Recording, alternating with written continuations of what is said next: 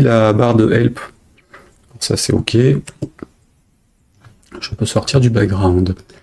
La barre d'aide, elle s'affiche en premier sur le home. Je vais la personnaliser, c'est la même pour tout le monde. Donc la barre d'aide. On va dire scène home. Elle est là.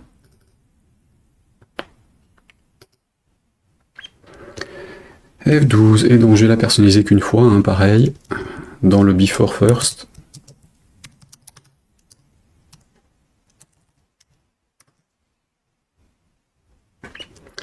Et donc j'y accède depuis tes help bar manager, .current, j'ai des propriétés dedans, notamment le text settings, et la hauteur, donc la hauteur c'est 8. Je vais dire qu'elle est à 200. Je vais personnaliser son text settings, hop, .current, .text, .size, font, .size. On va dire 100. Ce qui sera énorme à mon avis, mais déjà faisons le x2. Après c'est des ajustements à faire. Hein.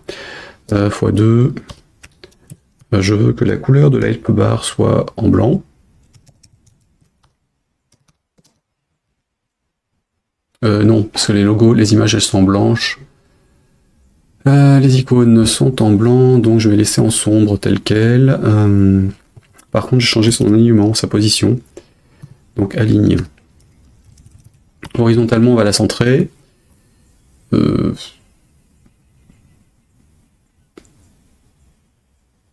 Ouais. Prends. Moi j'avais mis quoi comme type? J'étais sur du TDGE. FMX help bar horizontal. TDGE FMX.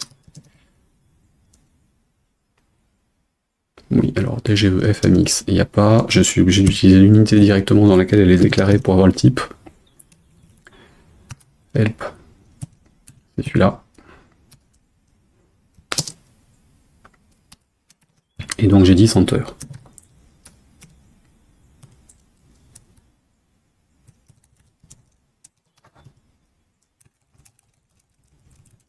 J'en profite pour mettre ça à jour aussi. J'ai pas dû le faire sur les autres. Sur les deux autres, le game over.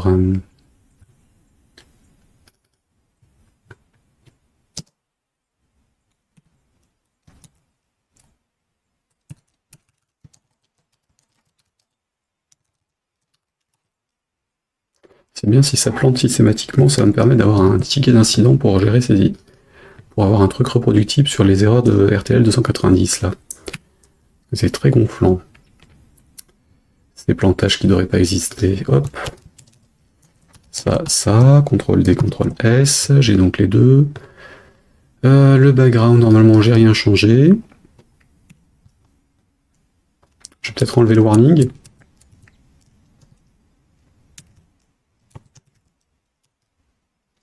Voilà.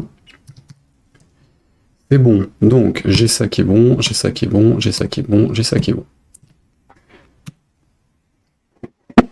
Est-ce que la taille est correcte pour les textes et pour le reste? Oula 200, c'est peut-être un peu grand. C'est peut-être un peu grand. Donc je dois avoir du 50 par défaut, je pense. Donc je vais plutôt mettre 100. Scène.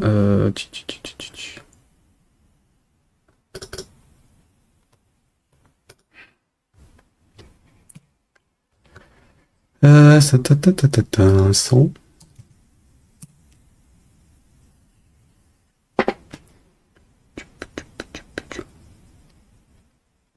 Ouais, c'est mieux.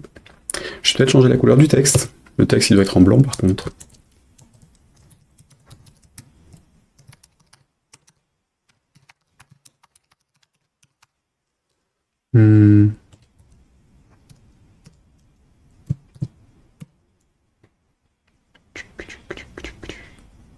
J'ai oublié un point virgule. Point, alors c'est pas color, c'est ici. Toc. Font color. Je me trompe de propriété.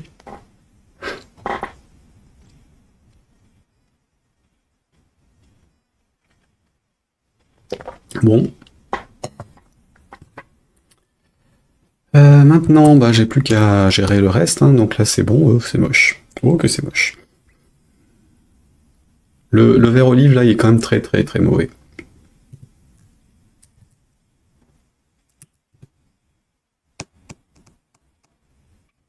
Si je prenais la couleur de la barre de help. Ouais, faire ça. Il est quand même moins agressif. Alors, help bar, machin truc, je suis dans les scènes et dans le game of credit. F12. Donc ça, quand je charge mon truc, mon R point.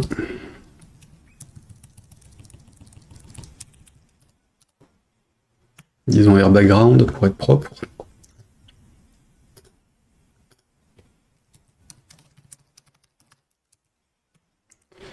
Mon R background point fill point color prend DGE et help bar point current point color. Et c'est background color normalement.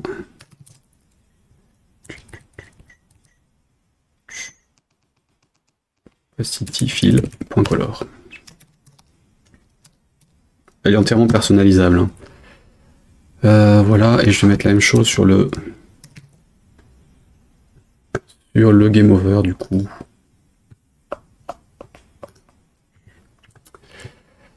Ici R background.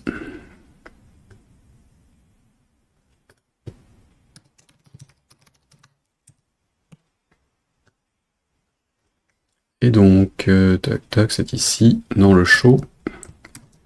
Je rajoute ça. Qu'est-ce que ça donne sur les crédits?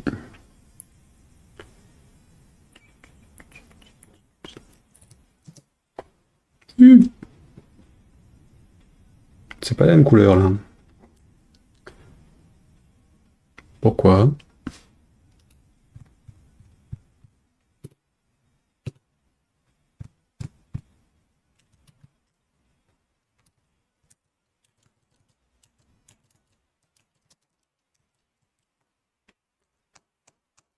Qu'est-ce que c'est que cette histoire? De se tromper?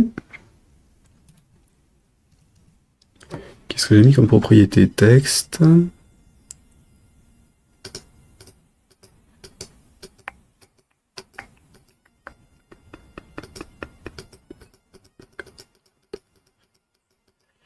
Non, ça va être ça.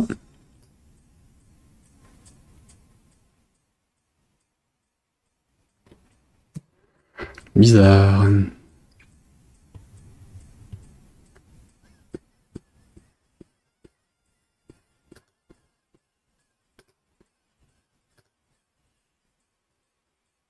Ok, c'est la même couleur.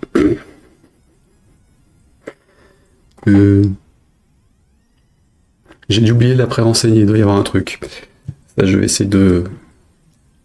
Ah, c'est pas ça que je voulais faire. Petite capture d'écran là, parce que... Petit bug. Les petits bugs qui vient pas du template, enfin du starter kit, il vient de Delphi Game Engine, parce que c'est là-dedans que j'ai ma barre d'outils. Donc j'avais ça et l'heure. Du coup, je vais refaire une capture aussi de ce truc-là. 4 de ça. Voilà. Donc je corrigerai ce truc-là. Alors, ça c'est bon. J'ai la scène qui est bonne pour ça. On a toujours le home qui est bon. Donc le jeu. Du coup, j'ai dit qu'on était sur un Pong. Un Pong, c'est simplement un truc en bas qui bouge avec un carré qui va sur les rebords et qui ne doit pas sortir de la zone. Donc pour ça, je vais faire un T layout. Ou plutôt un T rectangle.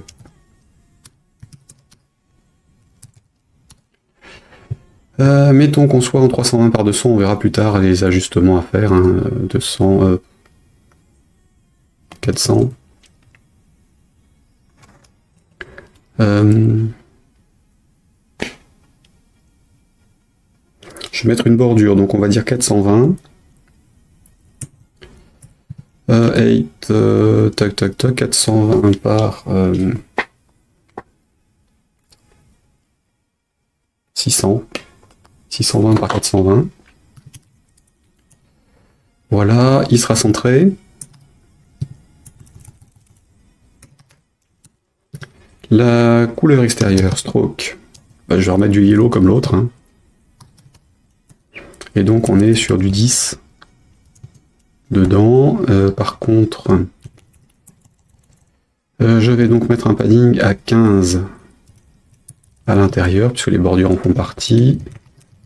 Et je vais quand même l'agrandir aussi un coup. Donc on est plus sur du 620 mais 630 pour avoir les 5 à l'intérieur. Quoique. Oui, alors là, petit bug de ma part, j'ai pas besoin du trait du bas.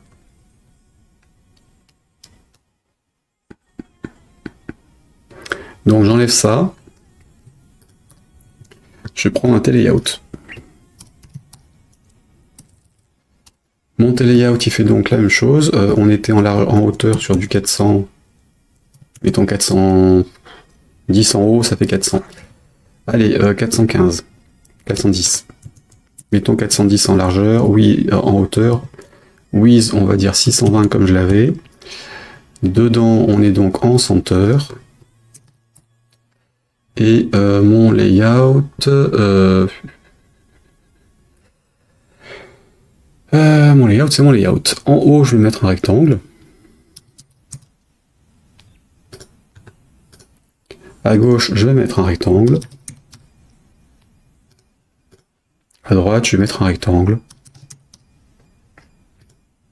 Et je vais mettre un layout à l'intérieur pour ma zone de dessin. Un T... Oui, c'est ça, un T-layout, donc pas un rectangle. À l'intérieur. Donc le layout ici, c'est du client. Les trois rectangles, alors lui, ce sera celui du haut.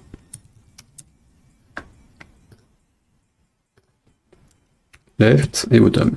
Et right. J'ai la définition de ma zone. Le left et le right, ils sont de 10 de large.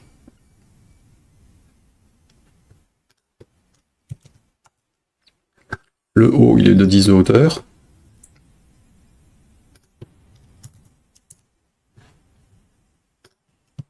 Les trois sont de la même couleur, donc propriété fil. Qui n'est pas commune, et le stroke, je peux pas le choper non plus, tant pis, on va le faire un par un. Alors le stroke, j'ai dit none.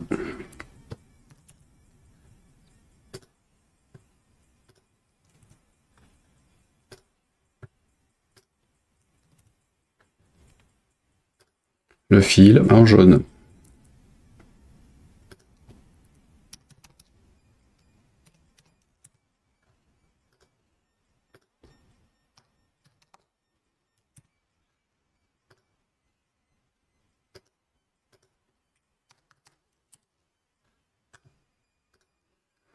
J'ai mon terrain de jeu qui est délimité. Maintenant, je vais travailler sur le layout qui est ici. Et donc on est sur layout 2 qui sera mon terrain. Alors, je sais pas comment on dit ça. Scène, play, zone. Mettons zone. On va jouer dedans. J'ai besoin d'une raquette. Ma raquette, ce sera un rectangle. Qui sera par exemple de 10 de haut et de width x 10, donc 100 de largeur. Et j'ai besoin d'une balle qui sera un rectangle. Oh. Soyons fous. Un cercle. Un cercle de 10 de largeur et de hauteur.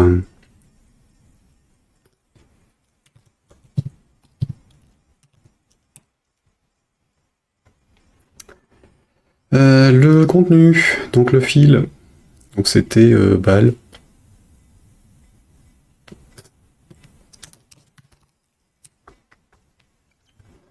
Était, je sais plus comment on dit raquette. Ouais, player. Donc stroke, J'en veux pas. La couleur de contenu de la raquette. Alors on est sur un fond sombre, hein, attention, ma raquette elle sera, on va laisser telle quelle, la balle par contre je vais laisser le contour. Et donc le stroke en noir. Je sais plus quelle est ma couleur de fond, donc on va essayer.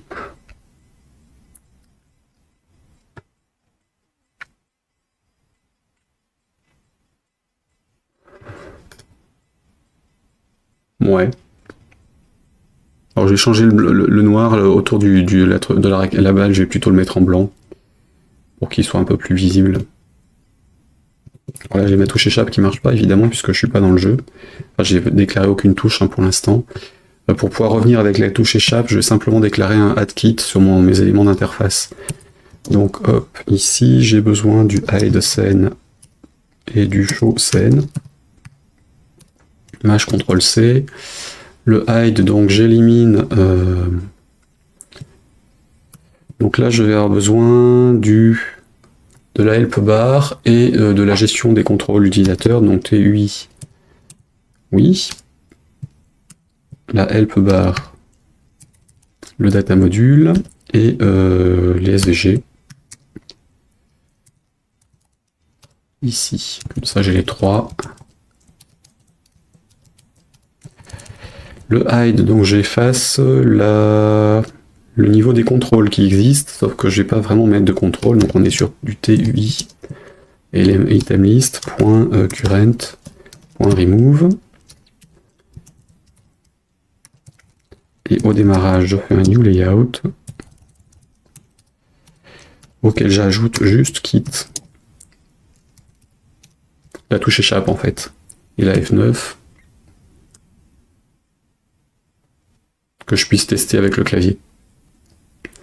Donc j'ai 100 sur crédit, ça marchait. Je reviens sur play, échappe. Oui, alors le add kit c'est la sortie complète. Autant pour moi, je me suis trompé. TUI item list .current on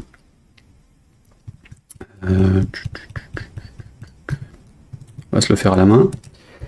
Donc j'ajoute un élément fantôme. Pour ça, je vais rajouter un élément qui a juste un clic en fait, procédure. Notify event. Donc on est sur const spender object begin end. Cet élément là, il va simplement faire un tscn.current prend tscn.home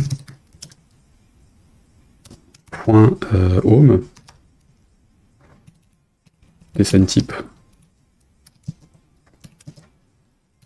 home et on va dire qu'on arrête le jeu. Donc on est sur tGameData. Il me faut les GameData. GameData, tu es là. Et donc on est sur tGameData.stopGame. .default.stop. Puisque je fais ça, j'ai oublié un petit truc tout à l'heure sur l'écran de démarrage. Sur le menu principal. Il faut que je déclenche le démarrage du jeu. Donc sur mon play, il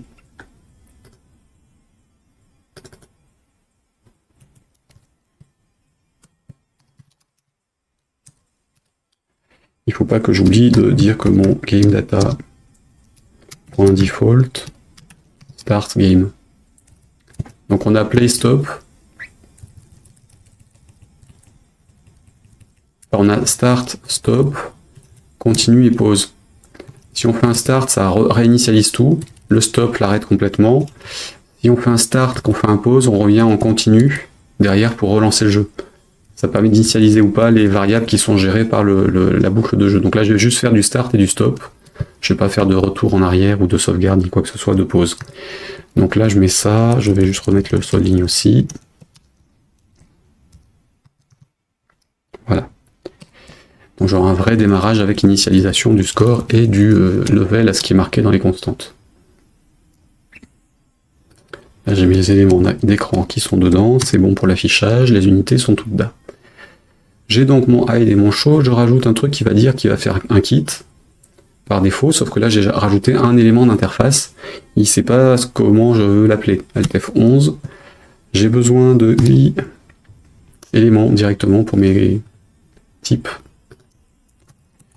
L'élément d'interface que je crée ici, c'est un TUI élément. Et donc var item TUI élément. Donc je récupère cet item. Cet item, on était sur les shortkeys. Donc il a des key shortcuts. Je lui ajoute un raccourci clavier qui va correspondre à la touche échappe. Donc c'est VK Escape dièse 0 et crochet crochet. Touche échappe. Et il a des boutons de déclenchement. Qui là est un ensemble, et donc là pareil j'ai besoin des constantes, donc c'est dans RTL joystick, qu'il faudra un jour peut-être que je renomme en système joystick, mais faute de logique sur mon coup, mais c'est pas grave. Hop. Et donc mon gamepad ici, il se déclenchera sur le bouton X du joystick, donc c'est un joystick bouton, .x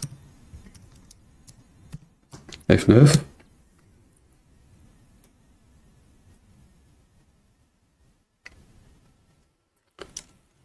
Je lance une partie, j'appuie sur échappe. Voilà. Donc c'est comme ça qu'on rajoute des éléments dans l'interface si on ne veut pas utiliser des vrais éléments, le vrai bouton ou éléments compatibles. Évidemment, si vous utilisez des boutons Delphi classiques, un T-bouton, ça marchera pareil avec le add control, mais vous pouvez gérer ça comme ça, vous pouvez gérer plein de trucs de ce style. Il y a quelques exemples sur la librairie, alors là ça vient du Delphi Game Engine. Donc là, vous avez des démos sur UI éléments sur ça. Si vous voulez. Donc j'ai mon échappe en fait qui est géré, c'est bon. Pendant que j'y suis, je vais peut-être aussi mettre la help bar. Hein. Donc on va dire que la help bar, je vais copier ce que j'ai mis sur le menu.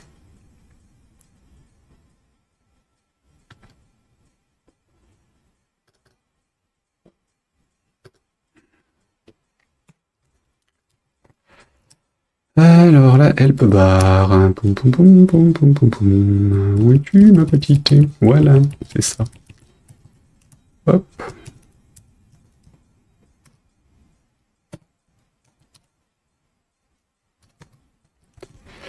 Alors les actions disponibles quand on est en train de jouer, c'est gauche et droite.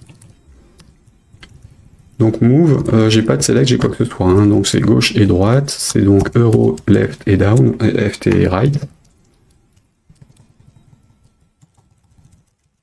Et le D-pad left. Bon, je pourrais rajouter le joystick, mais on va rester sur le D-pad pour l'instant. Right, direction pad. Hein. Toc toc toc, on est donc sur right ici. Pour les moves.